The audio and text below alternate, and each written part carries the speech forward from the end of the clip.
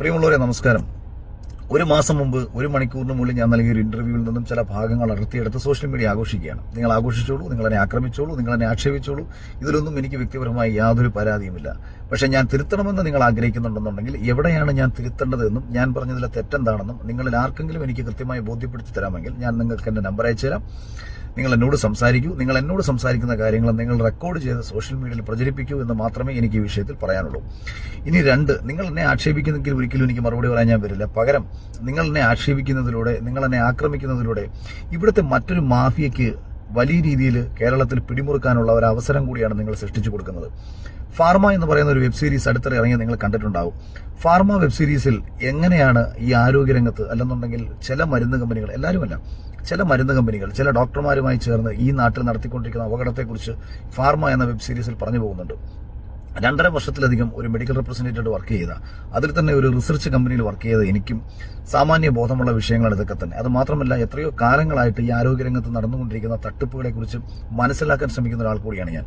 അതുകൊണ്ട് തന്നെ കോവിഡ് വന്ന സമയത്ത്, ആ സമയത്ത് തന്നെ ഫോളോ ചെയ്തിട്ടുള്ള പലർക്കും അറിയാവുന്ന ഒരു കാര്യമാണ്, കോവിഡ് എന്ന് പറയുന്ന ഒരു വലിയ തട്ടിപ്പിനെതിരെ, ഞാൻ കോവിഡ് എന്ന തട്ടിപ്പ് എന്ന് പറയുന്ന രോഗം എന്ന തട്ടിപ്പല്ല, കോവിഡുമായി ബന്ധപ്പെട്ട് അതിനെ തുടർന്ന് ഈ രാജ്യത്തും ഈ ലോകത്തും നടന്നുകൊണ്ടിരുന്ന ഒരു വലിയ തട്ടിപ്പിനെതിരെയൊക്കെ ഞാൻ എന്റേതായ സംശയങ്ങൾ ആ സമയത്ത് ഉയർത്തിയിരുന്നതാണ്. അപ്പൊ അതുകൊണ്ട് തന്നെ ഈ ആരോഗ്യരംഗത്തെ ഈ മാഫിയകൾ, അതായത് നിങ്ങളുടെ ശരീരത്തെ പരിപൂർണമായും വിറ്റ് തിന്ന് ജീവിക്കാൻ ആഗ്രഹിക്കുന്ന ഒരു മാഫിയകളെ കുറിച്ചാണ് ഞാൻ പറയുന്നത്. അല്ലാതെ മൂല്യത്തോടു കൂടി വർക്ക് ചെയ്യുന്ന ഡോക്ടർ എന്ന് പറയുന്ന പദത്തിന്റെയും നഴ്സ് എന്ന് പറയുന്ന പദത്തിന്റെയും മഹത്വം മനസ്സിലാക്കി പ്രവർത്തിക്കുന്ന ഒരു മനുഷ്യരെ അല്ല ഞാനീ പറയുന്നത്. ഇത്തരം നന്മയുള്ള മനുഷ്യരെ മുൻനിർത്തി അതിന് പിന്നിൽ അണിനിരക്കുന്ന മാഫിയകളെ കുറിച്ചാണ് പറയുന്നതെന്ന് ഞാൻ ആവർത്തിച്ച് പറഞ്ഞുകൊണ്ടാണ് ഞാൻ വീണ്ടും സംസാരിക്കുന്നത്. ഇല്ലെന്നുണ്ടെങ്കിൽ ഒരു വിഭാഗം ആൾക്കാർക്ക് അതൊരു വിഷമത്തിന് കാരണമാകും. ഞാൻ അവരെ അല്ല പറയുന്നത്. ഇത്തരം മാഫിയകളുടെ ഒരു ലക്ഷ്യമായിരുന്നു നമ്മുടെ ആരോഗ്യരംഗത്തെ പരിപൂർണമായും കച്ചവടവൽക്കരിക്കുക എന്നുള്ളത്. ആരോഗ്യരംഗത്തെ പരിപൂർണമായും കച്ചവടവൽക്കരിക്കണമെങ്കിൽ നിങ്ങൾ രോഗികളായി മാറിയേ അവർക്ക് പറ്റൂ.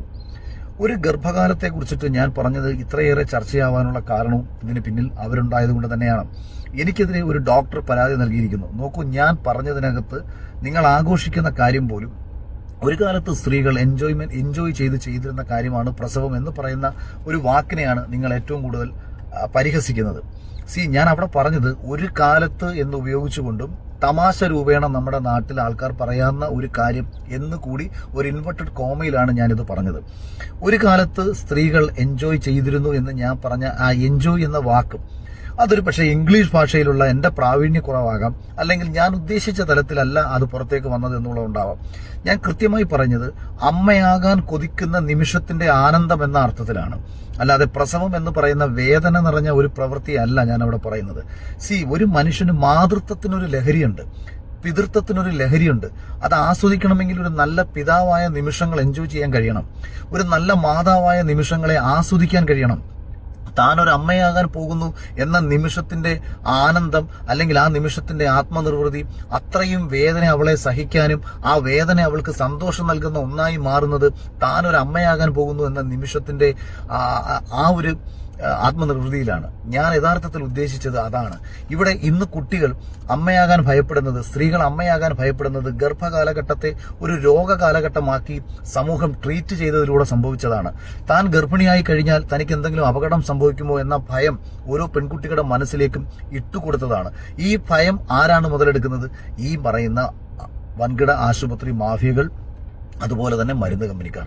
അപ്പം നിങ്ങളുടെ മനസ്സിലേക്ക് ഈ ഭയവും ഉത്കണ്ഠയും ഒക്കെ സൃഷ്ടിച്ചു തന്ന് ഹോർമോണൽ ഇൻബാലൻസ് മൂലം സംഭവിക്കുന്ന മാനസിക സംഘർഷങ്ങളെക്കാൾ കൂടുതൽ ചുറ്റുപാടുകൾ നൽകിയ മാനസിക സംഘർഷങ്ങളിലൂടെ ഗർഭകാലം കടന്നുപോയിക്കൊണ്ടിരിക്കുന്ന ഒരു സ്ത്രീയെ സംബന്ധിച്ച് പ്രസവം എന്ന് പറയുന്നത് ഒരു ഭയപ്പാടിന്റെ കാലഘട്ടമാക്കി ഇവർ മാറ്റിയെടുക്കുകയാണ്.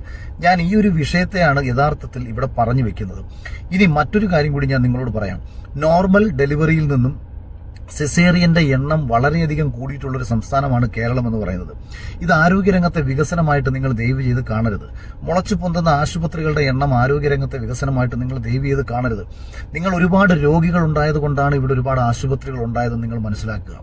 ഇവിടെ സിസേറിയന്റെ എണ്ണം കൂടുന്നത് നോർമൽ ഡെലിവറിയിലേക്ക് പോകാൻ പെൺകുട്ടികൾ ഭയപ്പെടുന്നത് കൊണ്ടാണെന്ന് നിങ്ങൾ മനസ്സിലാക്കുക. നോർമൽ ഡെലിവറിയാണ് ഒരു പെൺകുട്ടിയെ അല്ലെങ്കിൽ ഒരു സ്ത്രീയെ ഏറ്റവും ആരോഗ്യവതിയായി നിലനിർത്തുന്നത് എന്ന സയൻസിനെ നിങ്ങൾ മറന്നുകൊണ്ടാണ്, അല്ലെങ്കിൽ മറച്ചു വെച്ചുകൊണ്ടാണ് സിസേറിയനെ പ്രോത്സാഹിപ്പിച്ചുകൊണ്ടിരിക്കുന്നത്. ലോകത്ത് 10 മുതൽ 15% വരെ ഈ നോർമൽ ഡെലിവറി നിലനിർത്താൻ WHO പറയുമ്പോൾ കേരളത്തിൽ 40 മുതൽ 45% വരെ സിസേറിയൻ നിരക്കാണ് നമുക്കിവിടെ ഉള്ളത്. അപ്പം നിങ്ങൾ എന്നെ എതിർക്കുക, നിങ്ങൾ എന്നെ ആക്ഷേപിക്കുക എന്നതിലൂടെ നിങ്ങൾ ഇപ്പുറത്ത് പ്രോത്സാഹിപ്പിച്ചുകൊണ്ടിരിക്കുന്നത് ഇത്തരം കാര്യമാണ് നിങ്ങളെന്ന് മനസ്സിലാക്കുക. ഞാനിവിടെ പറഞ്ഞ വാക്കിൽ അല്ലെങ്കിൽ ആ ഒരു എൻജോയ് എന്ന് പറഞ്ഞത് നിങ്ങൾക്ക് ഉൾക്കൊള്ളാൻ കഴിയാതെ പോകുന്നത് നിങ്ങൾക്ക് ആ പ്രോസസ്സ്, അതായത് പുതിയ തലമുറയ്ക്ക് ആ പ്രോസസ്സ് വേദന നിറഞ്ഞതാണെങ്കിൽ പഴയ തലമുറ ഇത് ആസ്വദിച്ചും ആനന്ദത്തോടു കൂടിയും ചെയ്ത കാര്യമാണെന്ന് ഞാൻ പറഞ്ഞത്. 1 മുതൽ 10 വരെ പ്രസവങ്ങൾ നടത്തിയിട്ടുള്ള സ്ത്രീകളാണ് നമുക്കിടയിൽ ഉണ്ടായിട്ടുള്ളത്. എല്ലാ അമ്മമാരും ആ നിമിഷത്തിനെ കുറിച്ച് കൂടുതൽ സന്തോഷിക്കുന്ന കാലഘട്ടത്തിലൂടെയാണ് നമ്മൾ കടന്നുപോയിക്കൊണ്ടിരുന്നത്. അതേസമയം ഏതെങ്കിലും സ്ത്രീ, ഒരിക്കൽ പ്രസവിച്ച ഏതെങ്കിലും ഒരു സ്ത്രീ ഈ പ്രസവിക്കാൻ തനിക്ക് കാരണക്കാരനായ ക്രൂരനായ ഭർത്താവിന്റെ നിമിഷത്തെക്കുറിച്ചോ ക്രൂരനായ ഭർത്താവിന്റെ ചെയ്തികളെക്കുറിച്ചോ ശപിച്ചുകൊണ്ടാണോ പ്രസവിച്ചിട്ടുള്ളത്? അതോ അവൾക്ക് അങ്ങനെ ഒരു ഗർഭം നൽകിയ ഭർത്താവിനോട് സ്നേഹത്തോടു കൂടിയാണോ പ്രസവിച്ചിട്ടുള്ളത്? അതുപോലെ തന്നെ തന്റെ വയറ്റിൽ കിടക്കുന്ന കുഞ്ഞ് കാരണമാണ് താൻ ഈ വേദന അനുഭവിക്കുന്നത് എന്ന് പറഞ്ഞ ആ കുഞ്ഞിനെ ശപിച്ചുകൊണ്ടാണോ ഒരമ്മ പ്രസവിച്ചിട്ടുള്ളത്? അതോ തന്റെ കുഞ്ഞിനെ ഒരു നോക്ക് കാണാൻ വേണ്ടിയിട്ട് അത്ര സന്തോഷത്തോടു കൂടി ആ പ്രസവം എന്ന് പറയുന്ന പ്രക്രിയയിലേക്ക് അവൾ കടക്കുകയാണോ ചെയ്തിട്ടുള്ളത്? നിങ്ങൾ എന്താണ് എന്നെ തിരുത്തുന്നതുകൊണ്ട് നിങ്ങൾ ഉദ്ദേശിക്കുന്നത്? പിന്നെ എനിക്ക് ഏറ്റവും ഭയപ്പാടുണ്ടാക്കുന്ന ഒരു കാര്യം എന്ന് പറയുന്നത്, സൃഷ്ടിക്കുന്നൊരു മഹത്തായ പ്രോസസ്സിനെ നിങ്ങൾ എല്ലാവരും കൂടെ ചേർന്ന് ഭയത്തിന്റെ ഒരു പ്രോസസ്സാക്കി മാറ്റിയിരിക്കുകയാണ്. ഒരു കാലത്ത് അമ്മയാകാൻ കൊതിച്ചിരുന്ന സ്ത്രീകളിൽ നിന്നും ഇന്ന് അമ്മയാകാൻ ഭയപ്പെടുന്ന ഒരു സ്ത്രീകളിലേക്ക് നിങ്ങൾ സഞ്ചരിപ്പിച്ചുകൊണ്ടിരിക്കുകയാണ് സമൂഹത്തെ. ഈ പെൺകുട്ടികൾ എല്ലാവരും കൂടെ ചേർന്ന് സൃഷ്ടിക്കുന്ന പുതിയ മെസ്സേജ്, അല്ലെങ്കിൽ നിങ്ങൾ നൽകുന്ന മെസ്സേജ് എന്താണെന്ന് പോലും എനിക്ക് മനസ്സിലാവുന്നില്ല. ഞാൻ എവിടെയാണ് തിരുത്തേണ്ടതെന്ന് എനിക്ക് മനസ്സിലാകുന്നില്ല. നിങ്ങൾ ഈ ചെയ്യുന്ന കാര്യത്തിന്റെ അപകടത്തെക്കുറിച്ച് നിങ്ങൾക്ക് മനസ്സിലാവുന്നില്ല. ഈ ഫെമിനിസം ഉയർത്തിപ്പിടിക്കുന്ന സ്ത്രീകൾ പലപ്പോഴും പുച്ഛിക്കുന്നത് വീടിനുള്ളിൽ ഇരിക്കുന്ന അമ്മയാകാൻ വിധിക്കപ്പെട്ട, അല്ലെങ്കിൽ അമ്മയാകാൻ വിധിക്കപ്പെട്ടത് മറ്റാരുടെയോ പ്രേരണയിലാണെന്നും ഭർത്താവിന്റെ പേടിച്ച് കഴിയുന്ന സ്ത്രീകളാണെന്നും നിങ്ങൾ ആക്ഷേപിക്കുന്ന ഈ സ്ത്രീകൾ ജന്മം നൽകിയ ഒരു കുഞ്ഞാണ് ഒരു കാലത്ത് രാജ്യത്തിന്റെ പ്രധാനമന്ത്രിയായിട്ടുള്ളത്. ഈ ജന്മം നൽകിയ ഒരു കുഞ്ഞാണ് ഈ രാജ്യത്തെ നിയന്ത്രിച്ചിട്ടുള്ളത്. ഇതുപോലെ ജന്മം നൽകിയ ഒരു കുഞ്ഞാണ് സച്ചിൻ ടെണ്ടുൽക്കറെ പോലെ ലോകത്തിന്റെ നെറുകയിലെത്തിയത്. അതും ജന്മം നൽകിയ ഒരു അമ്മയാണ്. അപ്പൊ ഈ സ്ത്രീ എന്ന് പറയുന്നത് വീടിനുള്ളിൽ ഇരുന്ന് അവൾ ഈ ലോകത്തെ നിയന്ത്രിക്കാൻ ശേഷിയുള്ള ഒരു വ്യക്തി കൂടിയാണ്. അവൾ കുടുംബത്തിലിരുന്ന് ഏറ്റവും മഹത്തായ അവൾ ചെയ്യുന്ന, അവൾ രാജ്യത്തിന് വേണ്ടി, അവൾ സമൂഹത്തിന് വേണ്ടി ചെയ്യുന്ന ഏറ്റവും മഹത്തായ കാര്യങ്ങളിൽ ഒന്നുകൂടിയാണ് അവൾ വളർത്തി വലുതാക്കുന്ന മൂല്യമേറിയ ഒരു മകൻ അല്ലെങ്കിൽ മൂല്യമേറിയ മകൾ എന്ന് പറയുന്നത്. അതുകൊണ്ട് എല്ലാം ഇറങ്ങി പുറത്ത് ചെയ്തെങ്കിൽ മാത്രമേ ഈ ഫെമിനിസവും സ്ത്രീകളുടെ തുല്യതയൊന്നും വരും. അങ്ങനൊന്നും ഇല്ല. അപ്പൊ നിങ്ങൾ ഇതിനെ ഓരോരുത്തരും ചെയ്യുന്ന ഒരു പ്രോസസ്സിനെ കുറിച്ച് ചിന്തിക്കുക. വീടിനുള്ളിൽ ഇരിക്കുന്ന ഒരു കുടുംബനാഥ ചെയ്യുന്നത് അവളുടെ മകനെ അല്ലെങ്കിൽ മകളെ ഒരു മികച്ച ഭാവിയിലേക്കുള്ള ഒരു വ്യക്തിത്വമാക്കി വളർത്തിയെടുക്കുന്ന ഒരു പ്രോസസ്സിലാണ് അവൾ അവിടെ വീടിനുള്ളിൽ ചെയ്തുകൊണ്ടിരിക്കുന്നത്. ഇത് തിരിച്ചറിയാതെ വീടിനുള്ളിൽ തളയ്ക്കപ്പെട്ടവളാണ് അവളെന്നും അവളുടെ സന്തോഷം ഇല്ലാതാക്കിയെന്നും പറയുന്നത് നിങ്ങളുടെ ചിന്തകളെ ബേസ് ചെയ്തിട്ടാണ്. നിങ്ങളെ സംബന്ധിച്ച് ഗർഭധാരണത്തിലൂടെ നിങ്ങളുടെ സൗന്ദര്യം നഷ്ടപ്പെടുന്നു. നിങ്ങളെ സംബന്ധിച്ച് പ്രസവത്തിലൂടെ നിങ്ങളുടെ സൗന്ദര്യം നഷ്ടപ്പെടുന്നു.